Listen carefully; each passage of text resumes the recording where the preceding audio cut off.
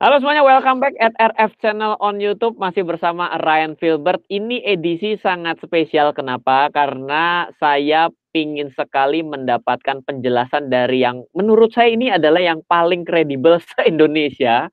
Kalau mau bertanya mengenai perencanaan keuangan, financial planning, di tengah pada hari ini rupanya adalah ada salah satu financial planner yang mengelola dana, akhirnya rugi, apakah memang financial planner itu boleh mengelola dana, dan lain sebagainya. Di ujung sana, kita dengan online sudah bersama Pak Safir Senduk. Beliau adalah penulis buku, financial planner. Waduh, ini udah senior saya nih. Jadi ini mau ditanya petuahnya. Selamat siang Pak Safir. Halo, halo, halo Ryan, apa kabar? Baik sekali Pak Safir. Pak, thank you loh sudah meluangkan waktu. Bisa ngeganggu Bapak sebentar, pingin Yes. sekali dapat. Sebenarnya pertama pingin dapat suatu tanggapan lah Pak. Bagaimana dengan kondisi financial planner yang sebenarnya hari ini mungkin sedang terjadi, orang kok mengelola dana ternyata dananya rugi. Apakah financial planner tuh kerjanya tuh ngapain sih Pak sebenarnya? Jadi secara simpel adalah financial planner itu adalah orang yang kerjanya bikin perencanaan atau list of action ya, atau daftar action yang harus dilakukan kliennya kalau si klien ingin mencapai tujuan-tujuan keuangannya atau financial goal-nya. Nah, apa yang dimaksud financial goals? Jadi financial goals itu adalah segala macam goals atau tujuan yang membutuhkan uang ya. Tujuan keuangan ini bisa yang pertama berupa akumulasi dana. Contoh misalnya saya mau nabung buat sekolah anak, saya mau nabung buat beli rumah, mobil, dan lain sebagainya. Itu yang pertama akumulasi dana. Financial goal yang kedua adalah tujuan-tujuan yang sifatnya mungkin restrukturisasi utang. Aduh, saya punya utang sebesar sekian. Utangnya kesini, kesini, kesini. Saya ingin utangnya berkurang dalam waktu 3 sampai 5 tahun misalnya. Atau misalnya financial goal yang ketiga adalah saya kepingin bisa ngasih warisan kepada keluarga yang saya tinggalkan. Nah, ini adalah contoh-contoh financial goals yang harus dibikinkan perencanaannya oleh si financial planner. Dan yang menarik adalah financial planner ini haruslah orang yang dia punya kredibilitas. Ya, kredibilitas itu dalam arti adalah dia udah ngerti nih apa yang harus dilakukan, apa yang harus dilakukan, list of actionnya apa aja. Kalau misalnya, tapi memang dibutuhkan kerjasama juga antara financial planner dengan si klien nih. Misalnya sebagai contoh gini, kalau kliennya ingin punya uang 1 M pada setahun mendatang, tapi setiap bulan dia hanya bisa invest 100 ribu, ya nggak masuk akal juga gitu ya. Jadi butuh, iya, butuh butuh goals yang memang juga rasional, dan itu tugas si financial planner ngasih tahu ke kliennya bahwa kamu tuh bikin goals tuh harus yang rasional sehingga kita juga gampang bikin planningnya. Nah, kalau goalsnya nggak rasional, nanti bikin planningnya susah, nanti kita juga yang disalahin karena nggak bisa nyampe goal. Intinya financial planner adalah orang yang tugasnya membuat plan bagi kliennya supaya kliennya bisa mencapai tujuan-tujuan keuangannya. Baik, Pak. Thank you. Jadi, ada 2 kata kunci. Yang pertama adalah membuatkan sebuah perencanaan, yang kedua bahkan bisa sampai membuat perencanaan untuk escape dari hutang ya, Iya, iya, iya, betul. restrukturisasi. Ya, oke. Nah, tentunya ketika kita akhirnya menghasilkan suatu, perencanaan, ada blueprint-nya, oh ternyata, kamu harus berinvestasi katakanlah. Nanti kan akhirnya akan merujuk kepada harus berinvestasi pada apa. Apakah financial planner harus sampai di situ atau enggak? Jadi yang menarik adalah pada beberapa saran yang diberikan oleh financial planner, kadang-kadang ada saran yang sifatnya harus beli sesuatu, harus beli produk ya. Walaupun nggak semua, misalnya ada saran-saran misalnya yang berkaitan dengan penghematan gitu ya. Ya, seperti Mhm, itu contoh. Itu adalah contoh saran yang tidak membutuhkan pembelian sesuatu. Tapi mhm, kadang ada saran yang butuh kita membeli sesuatu. Sama kayak kita datang ke dokter. Dokter bilang stop merokok. Itu kan kita tidak disarankan beli sesuatu. Tapi mhm. mungkin disarankan beli sesuatunya adalah oke, tebus resep ini ada obat-obat yang beli di apotek. Nah, kadang-kadang financial planner juga menyarankan produk untuk diambil, bisa produk investasi, bisa produk asuransi, atau produk-produk apapun juga. Nah, yang menarik adalah ketika financial planner menyarankan produk-produk tertentu, tentunya ada batasan-batasannya, dan batasan-batasan ini juga diatur dalam apa yang namanya kode etik. Jadi financial planner itu juga punya kode etik. Menariknya adalah untuk profesi financial planner setahu saya memang belum ada hukumnya. Yang Oh, ada adalah kode etik, sehingga kalau financial planner itu melanggar kode etik, dia tidak ada sanksi hukum. Paling-paling ya dia dapat malu, itu pertama. kemudian dia dikeluarkan dari ya asosiasi lah segala macam. Sebagai contoh, nah kembali ke pertanyaan Anda tadi, kalau misalnya financial planner menyarankan sebuah investasi, dia mungkin hanya bisa menyarankan bahwa oke, Anda berinvestasi ke saham deh gitu ya. Oke. Paling banter, mungkin financial planner hanya bisa bilang bahwa mendingan kalau saham bagusnya saham-saham sektor inilah misalnya, tapi dia tidak boleh sampai terlalu dalam misalnya pemilihan sahamnya seperti itu. Itu mungkin harus dilakukan oleh pihak ketiga seperti itu. Cuma biasanya kalau ada financial planner memberikan saran seperti itu, kalau ada yang memberikan saran seperti itu, dan diterima oleh kliennya lebih karena kedekatan saja. Oh, baik, baik, baik. Jadi Seperti itu. pertama adalah kode etik, di mana kode etik Yes. itu adalah dia sebenarnya goals utama adalah membuatkan perencanaan, tapi juga memilihkan produk, tapi bukan artinya juga harus diambil oleh si klien, nggak ada kerah-kerahan. Tapi juga dia bisa juga diberikan sampai dengan arahan saham mungkin sektoral tertentu karena alasannya. Tapi tetap saja tidak boleh mencapai, oh ini ya kamu belinya saham A, saham B, saham C. Itu nggak boleh ya? Baik. Nggak boleh, betul. Baik. Terus ada juga tadi ada kata-kata asosiasi. Jadi di Indonesia ini ada asosiasi untuk perencanaan keuangan ya Pak ya? Ya, ada asosiasi. Ada yang namanya FPAI gitu ya. Kemudian ada yang namanya Dewan Standar Perencanaan Keuangan ya, ada Dewan Standar. Kita kenal dengan istilah FPSB begitu ya. Dan yang menarik adalah kode etik ini, seringkali yang namanya kode etik ini tidak melulu dipelajari dengan serius oleh para lulusannya. Mereka tidak mereka pikir ya udah saya sudah lulus ujian financial planning ya sudah seperti itu ya. Tapi yang menarik adalah begini, bahwa yang namanya financial planner itu dia juga tidak boleh merangkap jualan produk ya. Dia itu nggak boleh merangkap jualan produk. Contoh misalnya dia merangkap terjun jadi agen asuransi misalnya. Saya tidak ada masalah dengan profesi agen asuransi. Tetapi ketika dia jadi financial planner dan jadi agen asuransi, maka dia tidak pantas disebut independen karena dia berat sebelah. Yang kecenderungannya adalah kalau dia seperti itu, dia akan cenderung menjelekkan produk lain supaya orang masuk ke produk yang dia kerja di situ. Sama seperti begini.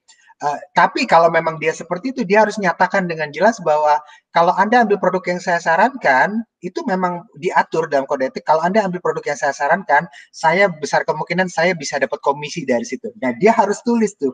Dia harus tulis jelas seperti itu. Nah, ini kadang-kadang yang menarik adalah banyak financial planner yang dia ngakunya independen, tapi sebetulnya dia terima komisi dari penjual produk ya, entah mungkin bukan dia yang jualan tapi dia kawannya yang jualan tapi dia dapat bagian dari situ, tapi dia nggak state, dia nggak nyatakan bahwa dia terima komisi dari situ.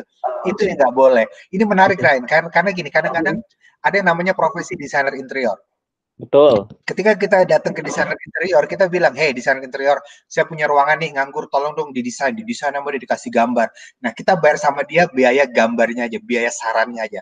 Tapi ada juga desainer interior yang dia tidak, dia kadang-kadang dia ngasih saran, kita bayar dia, tapi rupanya kadang-kadang dia juga punya sampingan jual, dia punya toko furniture. Atau dia kontraktor. Sehingga saran-saran desainer interior yang dia berikan tidak sebelah ke furniture dia. Karena ternyata dia juga jualan furniture. Nah, ini nggak asik menurut saya. Kenapa? Karena jadi dia nggak objektif seperti ini. Ini yang saya pikir harus financial planner banyak yang beberapa ada yang seperti inilah. Dan ini saya sayangkan. Baik, jadi memang betul saya tadi sempat mau tanya Pak, kalau gitu kan banyak sekali agen asuransi yang juga berlomba-lomba juga menambahkan sertifikasi FCP ya kan, financial planner gitu ya, sertifikasi financial planner. Lah kalau gitu berarti dia setengah tidak bisa, meskipun ini hanya kode etik ya, tapi ternyata ada satu jawabannya adalah harus di-state secara transparan agar dia juga lebih enak sebenarnya kepada kliennya ketika dia ada satu produk, ada produk lain dan dia ada dalam satu produk kan dia mestinya bisa ngasih tahu, nanti kalau kamu beli yang ini itu juga sembari bantu saya karena saya ternyata dapat sesuatu dari tempat ini. Harusnya setransparan itu ya. Yang asik adalah begini, asik adalah banyak sekali lembaga-lembaga keuangan seperti perusahaan asuransi, mereka seringkali menamakan agennya dengan nama financial planner atau financial consultant. Nah, menurut saya adalah itu sebetulnya ya bukan berarti itu sebetulnya nggak masalah. Kenapa? Karena di kartu nama pun sudah ada kop dari perusahaan dia, sehingga orang lihat kartu nama merasa bahwa oh ini memang dia nggak independen. Kita udah ngerti bahwa kalaupun dinamakan financial planner, kita udah ngerti bahwa itu ya biasa lah, itu pasti penamaan oleh si lembaganya aja, Bapak. Yang penting itu ada top-nya itu udah jelas bahwa jelas dia nggak independen. Walaupun dia tulis financial planner, jelas dia nggak independen. Menurut saya nggak apa-apa. Kenapa? Karena jelas dia cantumkan di kartu namanya kop perusahaannya, asuransi apa begitu, itu jelas. Atau misalnya kadang-kadang mungkin ada perusahaan aset manajemen dia jual reksadana, mungkin marketing reksadananya kartu namanya dicantumin tulisan financial planner. Sepanjang ada tulisan nama perusahaan aset manajemen, ya kita udah ngerti sendiri bahwa ini not independent. Tapi udah jelas, nggak ada masalah kan, dia udah nyatakan di situ. Baik, jadi ada dasar yang paling penting adalah kalau wahai financial planner hari ini ada di luar sana, sebagai profesinya harus transparan. Rasanya sih bukan hanya financial planner ya, semua juga harus setransparan itu ya. Kalau enggak berarti dia nggak boleh menyatakan diri independen juga gitu ya Pak ya. Betul. Jadi sekarang kalau misalnya terkait dengan yang kondisi pada saat ini, sebenarnya Pak, yang namanya financial planner itu dapat uangnya sama seperti si jasa interior ini adalah dari dia bikin coretan-coretan. Iya atau enggak sih Pak? Jawabannya adalah begini, ada 3 macam financial planner. Jadi yang pertama ada yang namanya fee base. Jadi fee itu adalah honor. Jadi ibaratnya desainer interior atau dokter, misalnya kita datang ke dokter, kita ngobrol sama dokter, 1 kali konsultasi mungkin 30 menit, keluar dari situ kita bayar biaya dokter. Dokter umum lebih murah, spesialis lebih mahal. Dan kalau spesialisnya terbukti jago, dia makin mahal lagi. Itu pertama, fee base. Yang kedua ada lagi yang namanya commission base. Jadi commission base itu adalah dia ngasih saran, tapi dia gratiskan sarannya. Kita nggak usah bayar sarannya. Tapi dia bilang, saya akan sarankan Anda untuk ambil produk, ambillah produk ini, nanti saya dapat komisi. Yang kedua namanya commission base.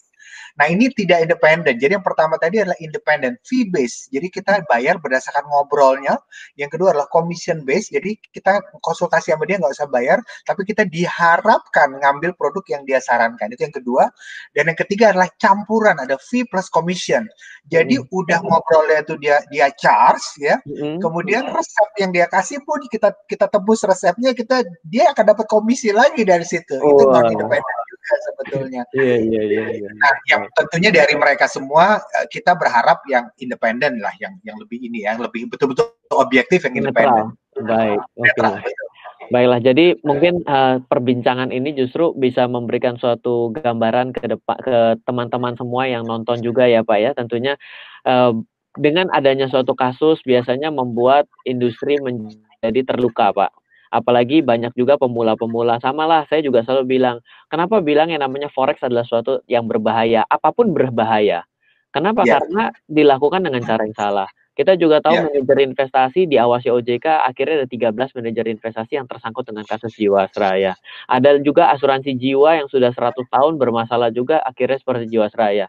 Ya, financial planner ternyata apa yang di financial planning kan, apa yang disarankan dan apalagi pembelian dibeli membuat itu akhirnya bermasalah. Artinya semua ini sebenarnya membuat orang menjadi khawatir. Tapi semoga dengan mengikuti apa yang sudah kita perbincangkan, bahwa profesi ini yang independen selama bisa transparan dan juga mengetahui apa yang menjadi duduk permasalahannya, harusnya ini menjadi suatu solusi tetap yang baik terhadap keuangan ya Pak ya. Betul. Baik. Dan menurut saya ini kita bisa jadi pembelajaran bahwa jangan memilih financial planner hanya berdasarkan kemasannya, sosmednya yang heboh, follower yang banyak, kantor mentereng, itu tidak menjamin. Kadang-kadang istri saya kadang-kadang makan tahu telur di sebuah restoran sangat-sangat ternama, dia bilang enakan punya saya tahu telurnya. Keren. Jadi kadang-kadang kadang-kadang gini loh, kadang-kadang gado-gado tetangga saya mungkin nggak masuk di aplikasi pemesanan makanan ya. Dia nggak masuk di aplikasi, dia bikinnya cuma dari hobi. Seringkali lebih enak daripada restoran gado-gado 20 cabang loh. Oh, keren. Iya. Make sense. Sama mainly financial planner juga begitu, jangan lihat kemasan, tapi ngobrol dulu sama dia apakah values atau nilai-nilainya sama dengan kita atau tidak. Kalau sama, hajar. Itulah financial planner yang pas buat Anda. Iya, karena tujuannya adalah goals keuangan dan juga bisa membantu kita merestrukturisasi hutang seperti yang tadi Pak Safir Senduk sudah kemukakan. Thank you sekali Pak Safir atas waktunya Bapak. Semoga selalu sehat dalam kondisi saat ini dan juga sukses untuk Anda dan juga kepada siapapun yang menonton video ini. Thank you ya Pak. Bye-bye. Terima kasih. Bye-bye. Oke.